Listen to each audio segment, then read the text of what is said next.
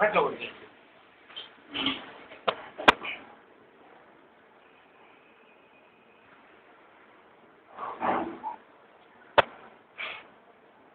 இலங்கையில் நடைபெற்றுக் கொண்டிருக்கும் இன படுகொலையை கண்டித்து போர் நிறுத்தம் செய்ய வேண்டும் என்பதற்காகவும் பாதிக்கப்பட்ட மக்களுக்கு உடனடியாக நிவாரணம் கிடைக்க வேண்டும், உடனடி தீர்வு கிடைக்க வேண்டும் என்ற நல்ல எண்ணத்தில் இங்கு நடைபெற்றுக் கொண்டிருக்கும் இந்த உண்ணாவிரத போராட்டத்தில் கலந்து கொண்டிருக்கும் அனைத்து கலை உலக உள்ளங்களுக்கு என்னுடைய முதற்கண் நன்றி. நான் நடிகர் சங்கத்தில் 6 ஆண்டு காலம் உபதலைவராக இருந்தேன். ஆனா இப்படி ஒரு நிகழ்ச்சி இது வரைக்கும் ஏற்படுத்தியதில்லை. நம்ம இடத்துலயே இப்படி எல்லாம் செய்ய முடியுமா அப்படிங்கிறத ரொம்ப அருமையா செஞ்சிருக்கிறாங்க. அண்ணன் சிவகுமாரன் தான் சொன்னாரு கூட்டத்துல, நம்ம இடத்துலயே உண்ணாவிரதம் என்ன அப்படின்னு. அந்த சொன்னதுக்கேற்ப மிக அற்புதமாக ரொம்ப அருமையா அமைச்சிருக்கிறாங்க. நமக்கு நாமே கட்டுப்பாடு போட்டு நமக்கு நாமே திட்டம் போல எல்லாமே ரொம்ப அருமையா எல்லாரும் கலந்துகிட்டு தங்களுடைய உணர்வுகளை வெளிப்படுத்திருக்கிறாங்க. நான் மனதார பாராட்டேன். நோக்கம் என்னன்னா, இந்த உண்ணாவிரதங்களுடைய நோக்கம் அங்க உண்ணுவதற்கு உணவின்றி உடுக்க உடையின்றி இருக்க இடமின்றி தவிக்கிறாங்க. அவங்களுக்கு ஏதாவது நம்ம செய்யணும். அண்ணன் திருமாவளவன் சொன்னது போல முதல்ல போர் நிறுத்தம் செய்ய வேண்டும். ஏன்னா பேசி தீர்க்க முடியாத விஷயங்களே எதுவுமே கிடையாது. எதுவா இருந்தாலும் பேசி தீர்க்கலாம். முதல்ல சண்டையை நிறுத்திட்டு உட்கார்ந்து பேசுங்க. அண்டை நாடுகளில் இருக்கிற அனைத்து தலைவர்களையும் கூட்டு வச்சு பேசுங்க. ஐநா சபையை கூட கூட்டு வச்சு பேசுங்க. பேசி தீர்த்துங்க ஒரு முடிவை அப்படிங்கிறது தான் இதனுடைய சாராம்சம். அந்த அடிப்படையிலே முதலில் போரை நிறுத்தம் செய்ய வேண்டும். போர் நிறுத்தம் செய்தால் மட்டும் பத்தாது, அங்க போர்ல பாதிக்கப்பட்ட மக்களுக்கு உடனடியாக நிவாரணம் வழங்க வேண்டும். அந்த சாப்பாடு கூட இல்லாம அவ்வளவு கஷ்டப்படுறாங்க. தானத்திலே சிறந்த தானம் சொல்லி வாழ்க்கையில பாத்தீங்கன்னா கண் தானம் தான் சிறந்த தானம் சொல்லுவாங்க. ஆனா அந்த கண் தானத்தை வாழ்க்கையில நம்ம உயிரோட இருக்கப்ப கொடுக்க முடியாது. நம்ம இறந்ததுக்கு அப்புறம் அந்த கண்ணை எடுத்து யாருக்காக வச்சுக்கலான்னு தான் நம்ம எழுதி வச்சுட்டு போகணும். அதை விட சிறந்த தானம் ரத்த தானம் சொல்லுவாங்க. ரத்த தானம் நம்ம வாழ்க்கையில வாழ்கின்ற காலத்திலேயே, இளமை காலத்திலேயே சரி, ஒரு நடுவயது காலத்திலேயே நம்ம கொடுக்கலாம். 60 ஆண்டு காலம் வாழ்ந்தோம்னா அட்லீஸ்ட் ஒரு 30-40 வரை ஆண்டுக்கு 1 முறையோ 2 முறையோ ரத்த தானம் கொடுக்கலாம். அதை விட சிறந்த தானம் என்னை பொறுத்தவரை அன்றாட செய்யும் தானம் அன்னதானம்.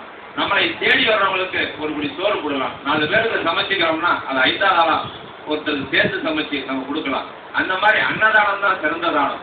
அந்த சோறின்றி தவிக்கும் அந்த இலங்கை தமிழர்களுக்கு நம்ம முதலாக உடனடியாக நிவாரணத்திற்கு நம்ம பல நிதிகளை அளிக்க வேண்டும். ஏன்னா நம்ம என்ன வேணாலும் பேசலாம்.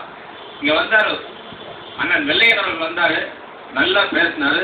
ஒரே ஒரு வார்த்தை சுருக்கமா சொல்லிட்டு போனார். என்ன சொன்னாருன்னா, நீங்க படங்கள்ல நல்லா நடிச்சு உணர்வுபூர்வமா நடிச்சு உங்களுடைய உணர்ச்சியை வெளியே காமிச்சு நீங்க வெற்றி அடைகிறீங்க. இங்க எந்த உணர்ச்சியுமே வெளியே காமிக்காம அமைதியா உண்ணாவிரதம் இருந்து எங்களுடைய உணர்ச்சியெல்லாம் தட்டி எழுப்பிட்டீங்க அப்படின்னு நம்மளுடைய தலைவர் சரத்குமார் சொல்லிட்டு போனாரு. அதே மாதிரி இந்த உண்ணாவிரதத்தை ரொம்ப அமைதியா உட்காந்து நம்ம வெற்றி பெற்றிருக்கிறோம். இது உலகம் இருக்கிற எல்லா தமிழர்களுக்கும் நிச்சயமா தெரியும். மத்திய அரசாங்கம், மாநில அரசாங்கம் இதை பார்த்துக்கிட்டு தான் இருக்கிறாங்க.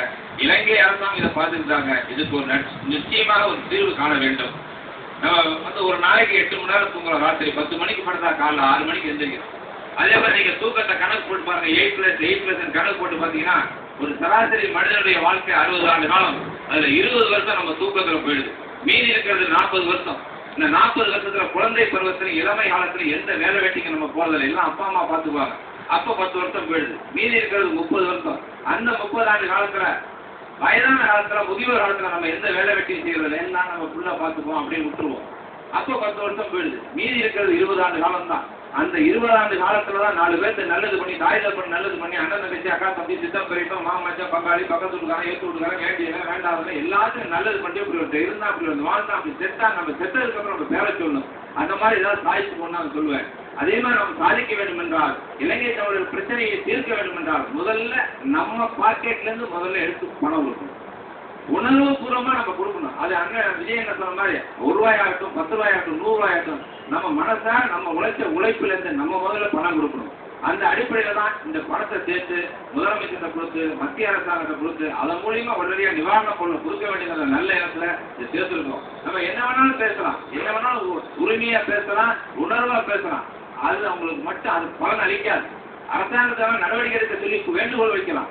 ஆனா அவங்களுக்கு நேரடியா போய் சென்றடையும்னா நம்ம கொடுக்கிற நிதியம் உடனே ஸ்டோர் பண்ண முடியாது. அந்த பணத்தின் மூலியமா தான் அந்த உதவிகளை செய்ய முடியும். அதனால் நான் நடிகர் சங்கம் உண்ணாவிரதம் சொன்னாங்க, நிதி சேர்ப்பாங்க தெரிஞ்சுதான் நான் இங்க கொடுத்துருப்பேன். உடனடியா முதலமைச்சர் வேண்டுகோள் வைத்ததுக்காக உடனடியா நான் 5 லட்சம் ரூபாய் அப்படி முதலமைச்சர் நான் கொடுத்துட்டேன். ஆனா அந்த மாதிரி ஒவ்வொருத்தரும் தங்களால் முடிந்த உதவிகளை செய்ய வேண்டும் என்று கேட்டு இந்த உண்ணாவிரதம் வெற்றி அடைய வேண்டும் என்று கூறி விடைபெறுகிறேன். நன்றி வணக்கம்.